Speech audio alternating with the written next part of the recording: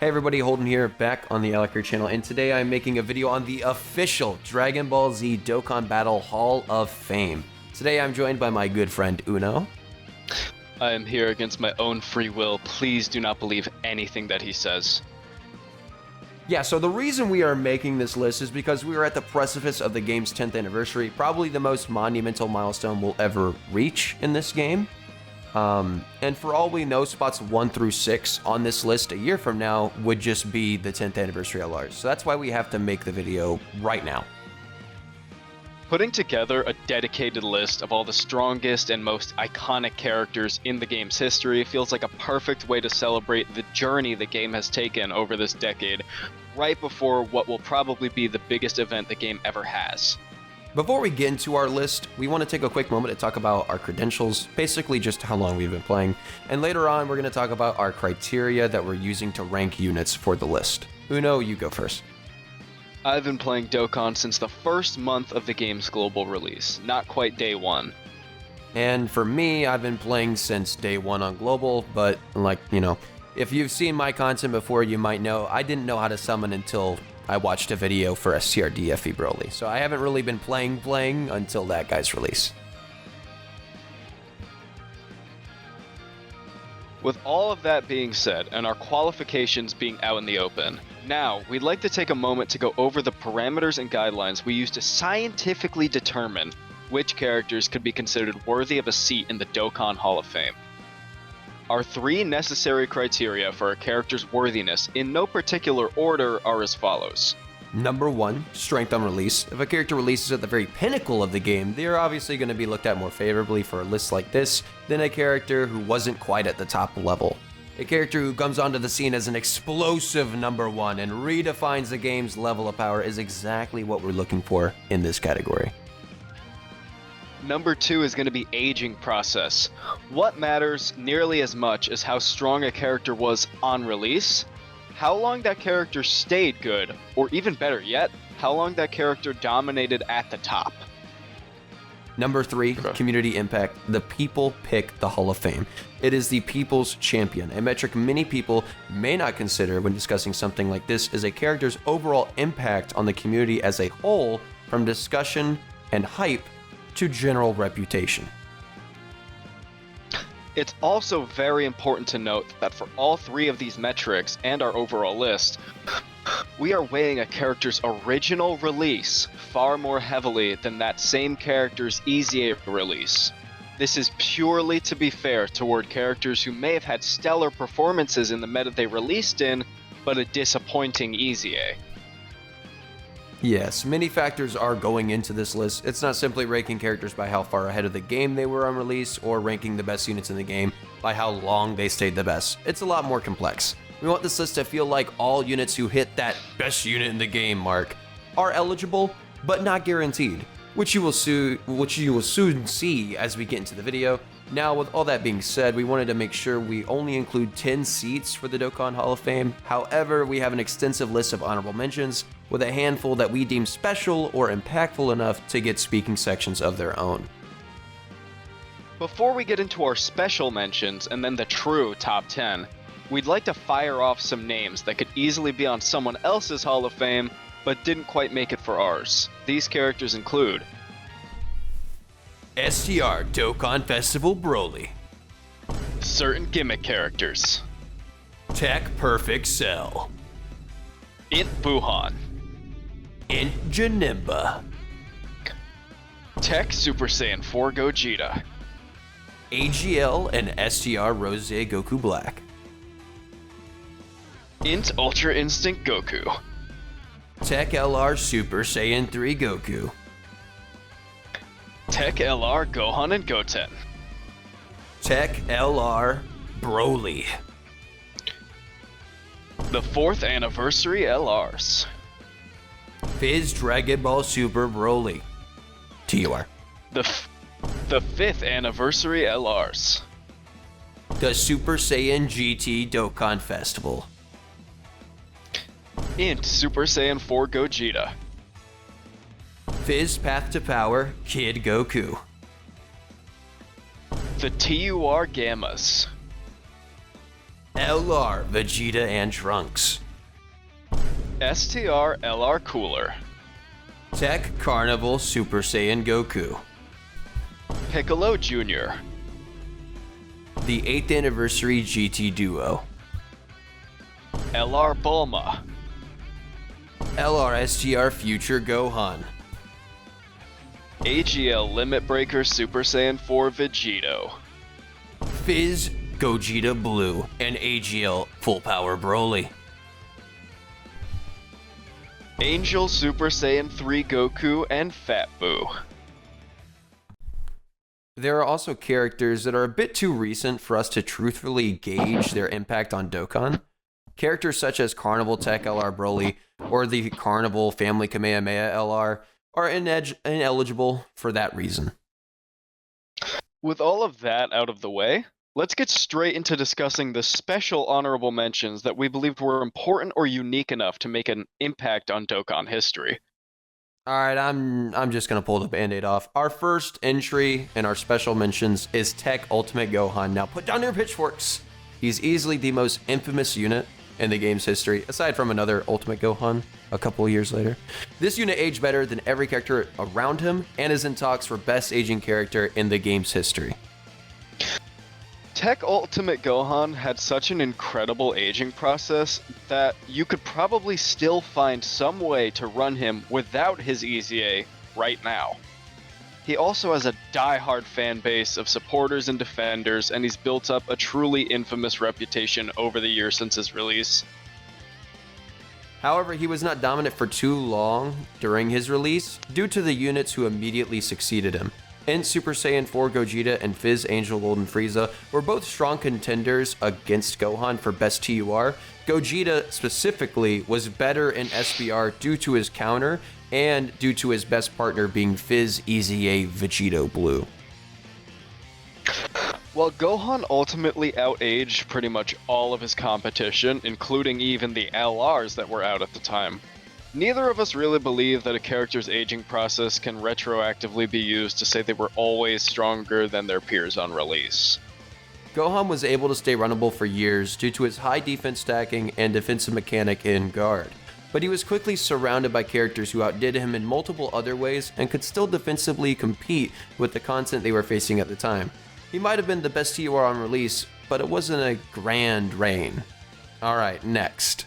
Still watching? Imagine if for the 10th anniversary, the new units led teams for 340% leader skills instead of 200%.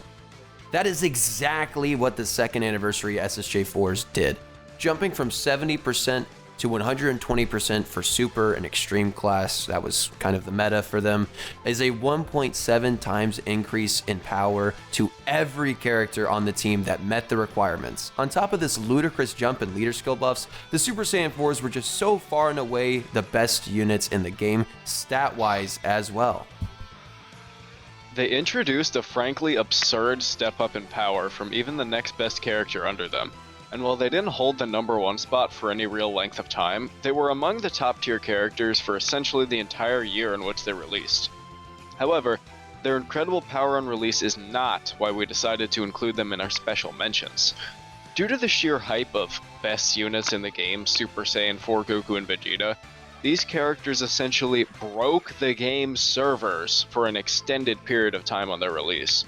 While you can easily blame a lot of that on the game's inferior servers back in the day, it clearly shows that Dokkan themselves weren't quite prepared for the sheer magnitude of hype that was the first Super Saiyan 4s. Next up for special mentions, we have Fizz and Tech Vegito Blue. These are two characters that were very difficult for us to rank. Originally, Fizz VB was in the top 10, and Tech Vegito was only a named honorable mention. But as we finalized our list, we decided to put them together in our special mentions list. As a quick side note, the Goku Black counterparts to both of these Vegito characters were excluded from the talking portion of our special mentions because they didn't quite reach the same heights as either of their Vegito counterparts on release. Physical Vegito Blue was at an almost unmatched level of hype for a character's debut in Dokkan, certainly helped by how closely his release followed after the anime episode it was based off of. And as for Tech Vegeta Blue, he was ahead of his time offensively for TURs and was one of the first TURs to ever be argued as better than some LRs. In fact, Tech Vegeta Blue was seen by some as just the best unit in the game when he dropped.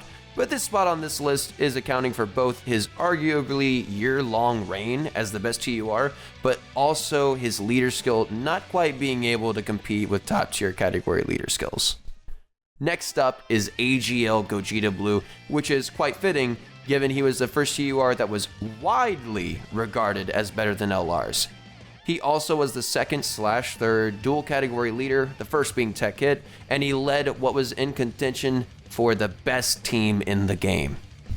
AGL Gogeta was one of the most exciting character debuts in the history of Dokkan due to following shortly after the DBS Broly movie's global release, and he was rightfully seen as one of the most powerful characters in the game's history. He also retained the #1 spot among TURs without any sort of competition or threat to his position, excluding a certain Easy A, for over half a year. One interesting thing of note is that Gogeta is the very first character in the game's history that could do everything in the game at 55%. In Super Saiyan Blue, he had guaranteed crits, 50% dodge, and a level 5 additional for an extra super or normal. Our final entry for the special mention segment is STR TUR Cooler. Now, when it comes to Cooler, an easy comparison to make for him is that he was basically the second coming of AGL Gogeta Blue, who we mentioned prior. A TUR that absolutely embarrassed a lot of the LRs who released within the same year as him. You could easily make the argument at the time that Cooler was just outright better than every LR but Kale and Caulifla. More importantly, he was one of the most unique characters in the game's history. The fact that you could freely switch between a top-tier support character to one of the best offensive characters meant he could mold the flow of the event and suit whatever playstyle you needed him to fill. Holy fuck, he got out. The Dokkan community is the biggest example of sheep culture I have ever fucking seen. The fact that the Truth DT brainwashed hundreds of thousands, if not millions of players into thinking that STR Cooler was worse than LR Kale and Caulifla makes me sick.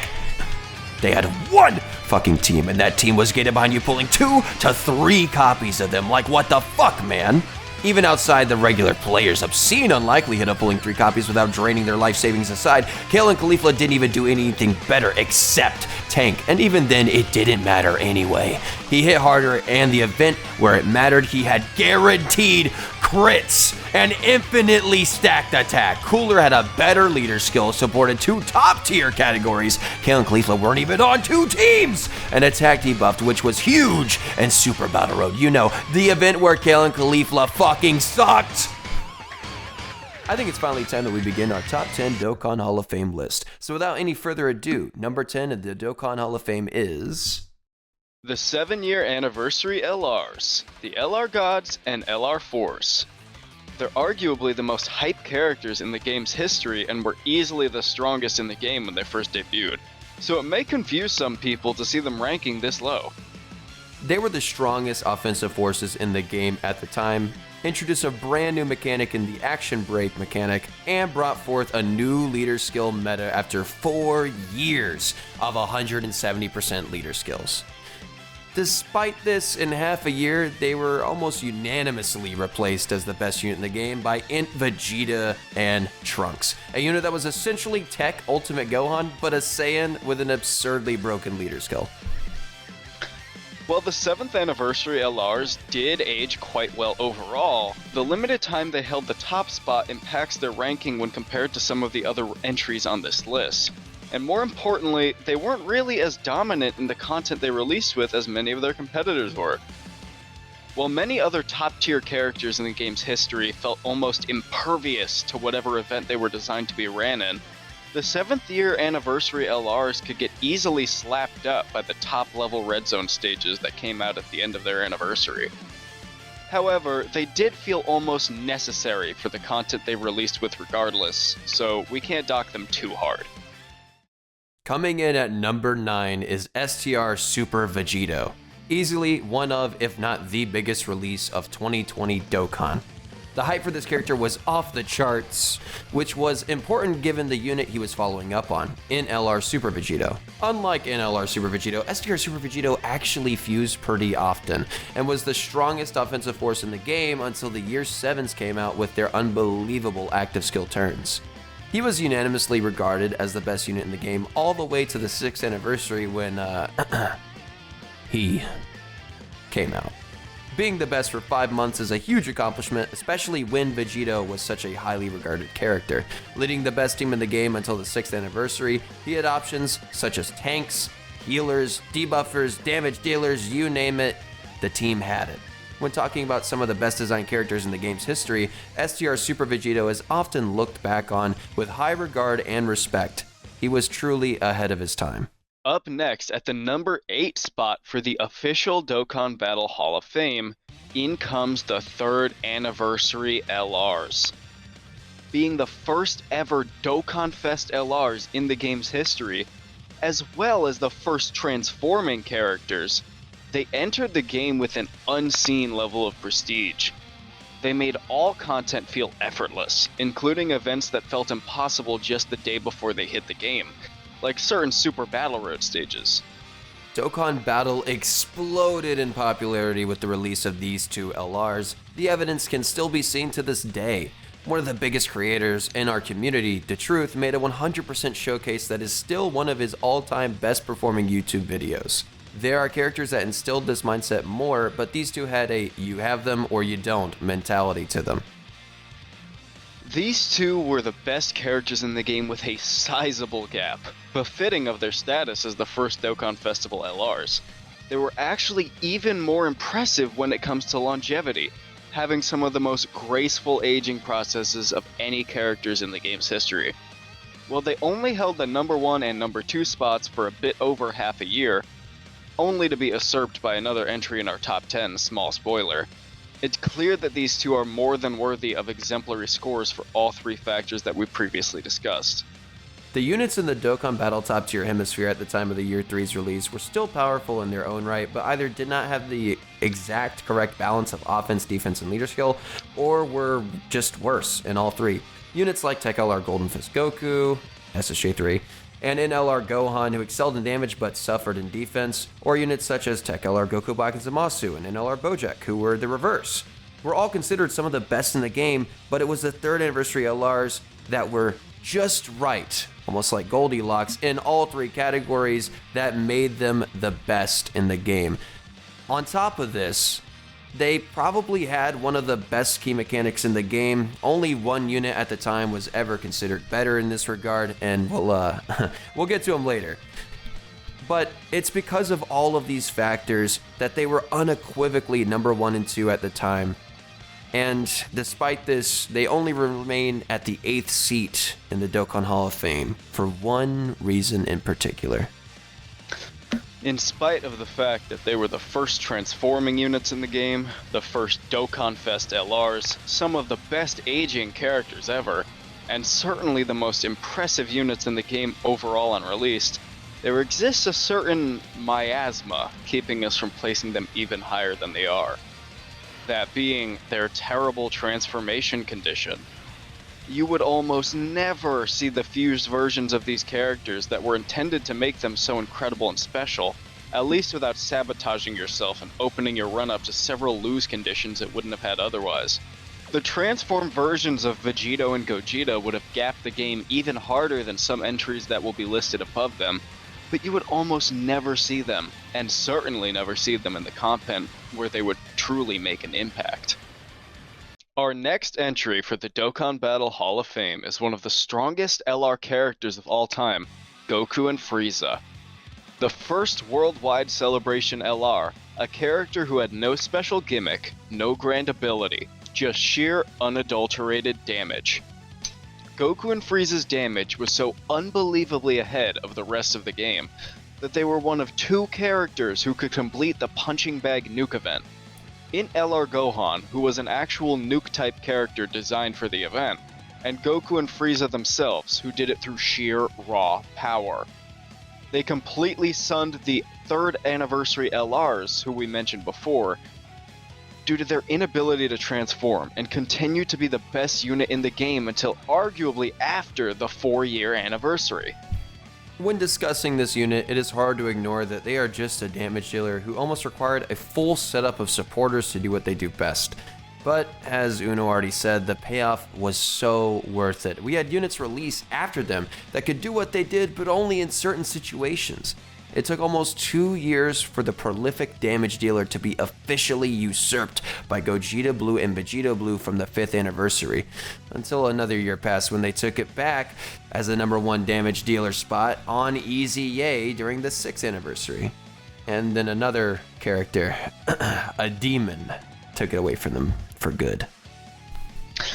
It may surprise some newer players to hear about a character who ruled the game for so long based on the sheer damage they were doing, due to the game's current climate lending way more value to jack-of-all-trades characters with a lot of utility. However, while Goku and Frieza were a one-trick pony, they did that one trick so incredibly well that no other character could compete. The 6th seat at the Dokkan Hall of Fame table is currently being occupied by 2 people. Let us explain. Those 2 people are AGL UI Goku and AGL Full Power Frieza.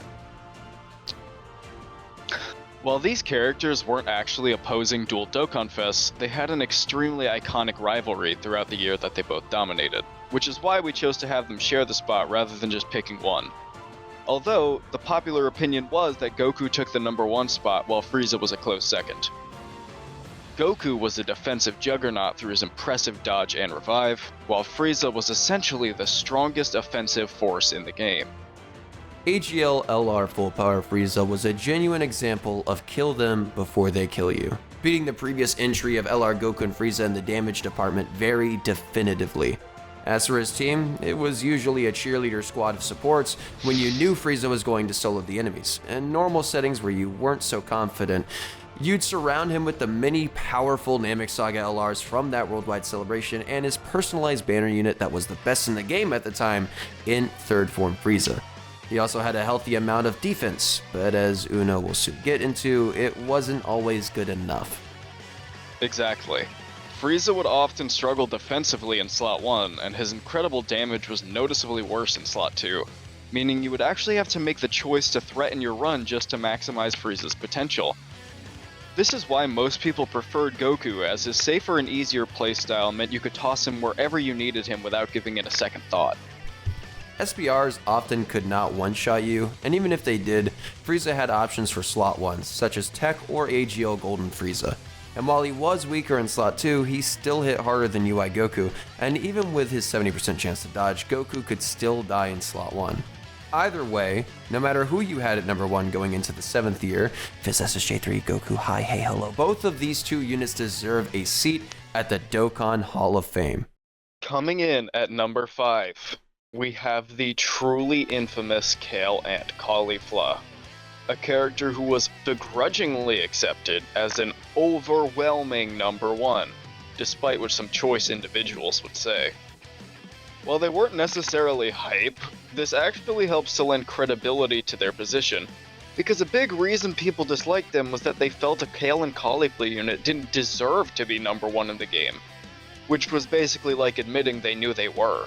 I would like to make clear that I agreed they were #1 even after STR Cooler, just it was not as set in stone as before Coolie released. Regardless, this unit was certainly shocking. The definition of low hype, insane kit. This character made Dokkan realize that their scripts for the key +1 with each blank were broken, because Kale and Caulifla had no limit to their key.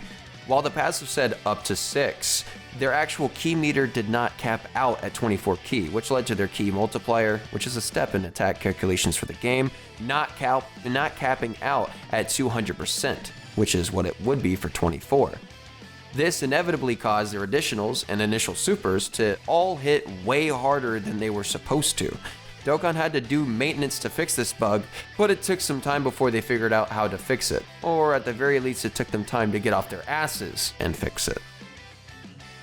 But don't get it twisted, Kale and Caulifla are not just on this list because they were technically glitched. They were the best unit in the game by far, because they were almost completely designed for what was the game's primary hard content for a year, the Legendary Goku event. They could attack up to 5 times in a turn in this event, which essentially made them the best attacker in the game. They had an impressive dodge chance and defensive level, basically being the best defensive unit in the game as well. Out of their 5 attacks, 4 could be supers, and they were a stacker. In an event with, how many, 7 phases? Being a stacker attacking 4 times a turn meant they were reaching absurd defensive levels. People hated the idea of a Kale and Caulifla card ruling the game in the same year as an SSJ2 Gohan and an SSJ4 Goku, but it speaks to their sheer dominance that people had to accept it anyway. At number 4, we have yet another crossroads. I think it is integral to explain that these two, while controversial picks above Kale and Caulifla, absolutely deserve to be in this list. LR Int Gohan and LR STR Broly, the very first summonable LRs, Gohan for JP and Broly for Global. Most people who played back then are probably okay with Gohan being here, but might be scratching their heads at LR STR Broly, so I think it's appropriate for me to make my case on why I believe he was one of the most disrespected LRs in this game's entire lifespan. Broly, on release, was by far the best unit in the game on Global. At the time, Super Battle Road did not yet exist. It was all simply Dokkan events. In said events, Broly's defense debuff did not matter. He hit harder than Gohan thanks to him having access to both crit and additional in high amounts. While the actual stats for the supers may have been lower than Gohan's, he was still hitting harder because the 1 to 2 additionals and 2 to 3 chances at crits just added up to more damage. Back in 2017 Dokkan, even after the Super Battle Road events dropped, it's not as if suddenly normals were killing every unit without defense. If it was that way, and LR Gohan and AGL Majin Vegeta would have been terrible too, as neither had defense. But people don't talk about those two in negative lights like they do for STR LR Broly, whose defense debuff effectively made it a 50k defense difference between him and the two I just got done mentioning. All damage dealers took damage from normals pre-category SBR, but Broly hit the hardest and did not have to contend with Gohan on Global until that summer. I think he deserves to be on this list, as I don't think he was dethroned as the best LR until Tech LR SSJ3 Goku. All that mattered back then was damage, and Broly was the best at it and had it in spades. While I do agree that Broly was very underrated at the time, especially after hearing Holden's case, I'm definitely in the common camp that LR Gohan was the better of the two and the real king of the first batch of LRs. The thing about these characters is that they were the true first summonable LRs. Something that current Dokkan players who didn't play back in the day might not understand is that LRs had to come out. They weren't around from the very beginning. Gohan was the first summonable LR that was ever added to a banner on the JP version, and shortly after, Broly was added as a global first LR on his own featured banner. The common opinion back in the day was that Super Saiyan 2 Gohan was the best character in the game, and people held this opinion for almost a full year. Among the top tiers and units across this list, a full year of dominance in the number 1 spot is almost unheard of. Some of the longest stretches atop the throne were cut off after half a year or maybe a bit longer. But Gohan reigned from just after the 2nd anniversary to the 3rd. Some of the reasons being his godly key mechanic at the time that allowed him to 18 key more easily than any other LR. He was one of the strongest offensive characters, and he was the ace unit on one of the first powerful category teams in Hybrid Saiyans. He's very under-discussed among the greatest units in history, surely due to his bad EZA, which makes it easy to forget that he held on to the crown for among the longest the game has ever seen. The status Gohan and Broly held as the first summonable LRs on each version brought back some of the strongest have them or you don't mentality the game had ever seen since a certain character from the 1st anniversary. Number 3 is LR STR Beast Gohan. I, as well as Uno, are aware that he is currently being touted as the best unit of all time by much of the community, but we currently disagree. Even still, this unit is in that discussion, it is very foolish to argue otherwise. You would have to be a fucking joke. You would have to be a ridiculous, immature, half-wit moron.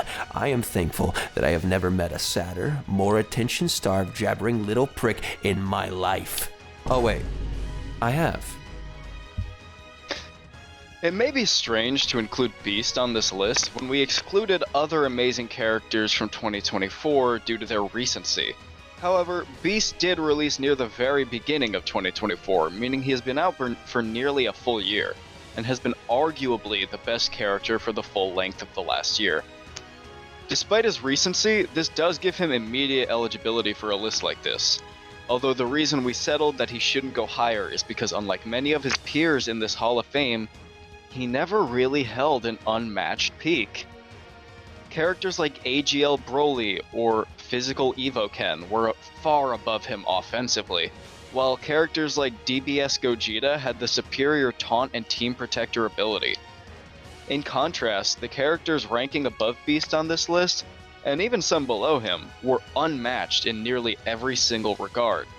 However, Beast's sheer consistency and jack-of-all-trades value has made him a clear contender for the #1 spot over an entire year. Arguably the best year for character quality in the game's history. This easily validates his high-ranking seat, and hey, if you personally have Beast at 2 or even 1, I have no problem with that. I do. But I would like to add that Beast's consistency is what made him so appealing to the more defense-focused player base. There has never been an event that you could not go into in the year of 2024 and not beat it 10 times out of 10 with double STR Beast Gohan's superheroes team. Having double and sometimes triple taunts if you also ran Fizz Gogeta Blue is just preposterous. Even now, I do not understand why Akatsuki felt it was okay to release that team, other than it is the redemption of Fizz Ultimate Gohan, who released with a certain man, a certain fella. Coming in at second place, the Silver Seat. Relax and calm down before you hear this. For a tied #2 on the Dokkan Battle Hall of Fame, we've decided that our picks are STR Gogeta and AGL Vegito. Now calm down before you click off. We have a legitimate argument for who we picked as #1, and you've probably already figured who it is by now if you've been paying attention. But for now, we'll explain this ranking and why it's shared. And honestly, the biggest reason is that these two characters are keeping each other from taking the #1 spot. I love both of these units. Any player who's around for the living Ichigo, rhyme style, D-Free, Alex the Gaming Claw, Gaming with Talon, etc. era knows that these two units were the absolute pinnacle of the game until the furry Red Boys came out for the 2nd anniversary. Gogeta leading literally every unit in the game by the current, at the time, best leader skill buff available while hitting the hardest and introducing the groundbreaking mechanic that has always seen success, attacks effective against all types. Vegito leading a new meta of percentage leader skills that buff not just attack, but defense and HP while hitting harder than Gogeta through another groundbreaking mechanic that has often seen some more electric successes than super effective, and that is counterattacks. Vegito was also just an absurdly broken tank who could only take damage to supers, but oh wait, you could just seal the enemy's super attack because back then bosses did not have immunities. But unfortunately, we do have to get into why either of these boys are not #1 as a lot of people may have been expecting. Let's start with Gogeta, who a lot of people probably thought was one of two obvious picks other than Beast. Gogeta, in my opinion, as a Year 1, Month 1 player, has been utterly mystified over the past 9 years of the game. The original have him or you don't mentality, in reality, was far more aligned with hype and status than actual usability. Any character who was considered viable and strong before Gogeta was still viable and strong after him. After all, you wouldn't have been able to beat his Dokkan event and awaken him otherwise, as back then, Dokkan events were the game's hard content. While Gogeta did gap the game immensely, the hardest we've ever seen, you can make the easy argument that other characters on this list, like the 7th anniversary LLRs, 8 spots lower, were more necessary for beating content than Gogeta ever was. And thus, Gogeta's prestige was way more about account value than actual practicality. Especially when you get into his shared spot partner, Vegito. Vegito was often referred to as the perfect card. This was due to his incredible damage, the best in the game, his nigh invincibility, even the support he gave in his super attack effect, not to mention the fact that he led the best team in the game in AGL. His aging process was also impressive. Many people would even claim that Super Vegito was still number 1 until the 2nd anniversary, even though characters like Vegito Blue and Rose Goku Black came after him. Vegito was basically completely superior to Gogeta and the rest of the game in every conceivable way, and it wasn't even close. In fact, you could argue the advent of Vegito made Gogeta suffer one of the hardest 1 to 2 drops of any character in this discussion. He didn't even have an argument over him. And he only came 4 months afterward, so Gogeta's reign as number 1 was also among the shortest on this list. However, Gogeta's power on release was completely immeasurable. He was the strongest unit in the game with arguably the biggest gap we've ever seen, and so he's definitely undeniable as a high ranker. While I don't think Gogeta has as strong of an argument for greatest of all time, he certainly holds the title for strongest of all time. And yes, in my opinion, there is a difference. As for Vegito, his argument against the number 1 spot is that simply Gogeta did it first, and arguably harder. While all of these things validate Vegito's ranking, just as he keeps Gogeta from the number 1 spot, Gogeta's more dominant, albeit shorter reign over the game also keeps Vegito from being able to stake the claim for greatest of all time. Alright, I think it's time to rip off the other Band-Aid. Seated at the head of the Dokkan Hall of Fame table, Tech LR Orange Piccolo. This may come as a huge shock to people who were expecting our number 1 Hall of Famer to be Beast or STR Gogeta. However, we believe that Orange Piccolo has several unique traits that give him an incredibly strong and valid claim to the title of greatest in Dokkan history. Starting with his actual reign. Orange Piccolo arguably had the longest reign as number 1 in the game's history, assuming you were one of the sophisticated people who kept him slotted above the GT Duo and Bulma.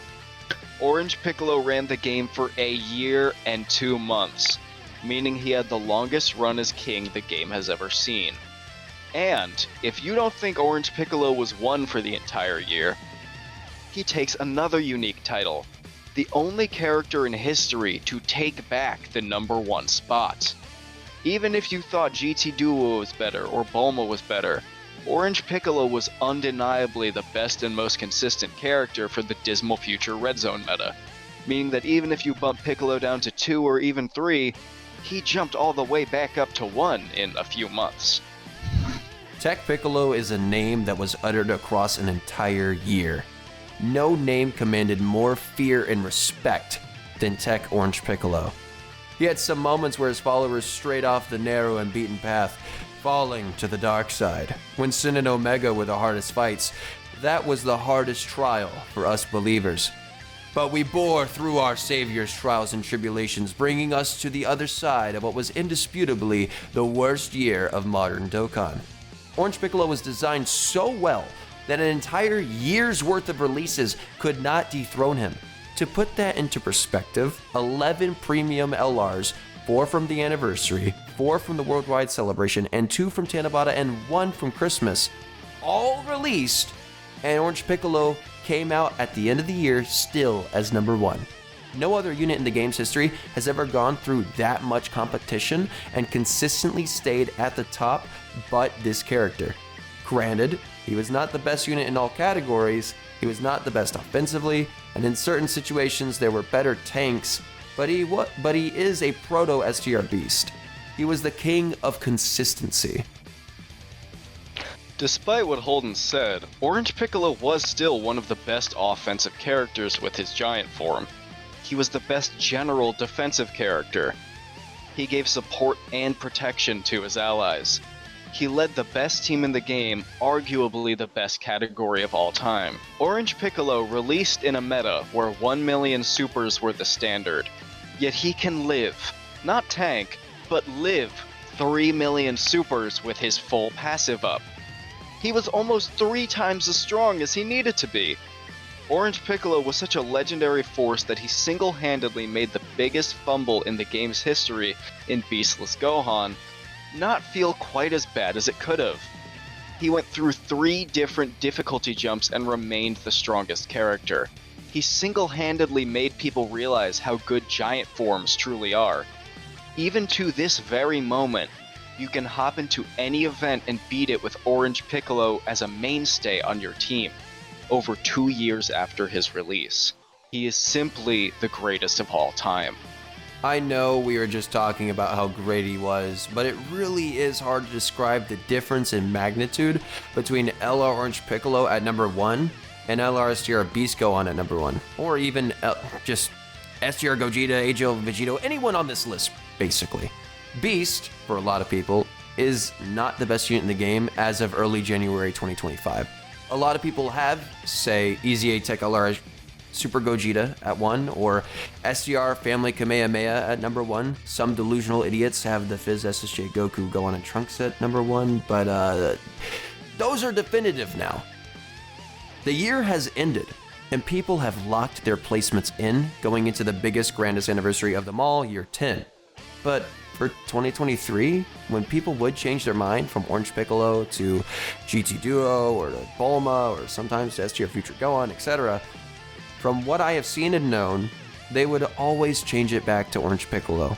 It was an illusion of, well, GT Duo are better versus Sin, and Fizz Z Duo are pretty good against Omega, and Orange Piccolo kind of falls off in those fights. But then the second Fusion Zamasu drops, all of those people came crawling back. That didn't happen for STR Beast. It might in 2025, but Piccolo came out in 2022 and remained the best until the end of January in 2024. That is the difference in magnitude of these two, and why we hold Piccolo over not just Beast, but STR Gogeta and AGL Vegito too.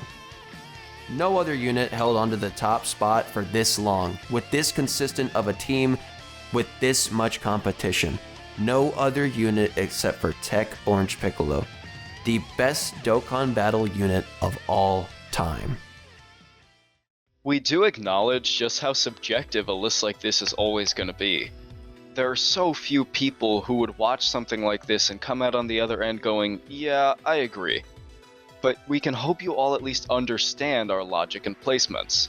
As I touched on during Beast segment, I can easily see any of the top 3 being swapped around each other in any order, and the rest of the list could be totally different. I truly appreciate you guys watching this video to the end. I know it's a rather longer one, but with the 10th anniversary finally being upon us, and being as I have been playing for 10 long years, I wanted to celebrate the game in this video, and I think Uno and I accomplished that. Let us know your top 10 Dokkan Hall of Fame lists, and please share the video. Thank you all for watching, stay safe, and I'll talk to you guys in the next one. Bye guys.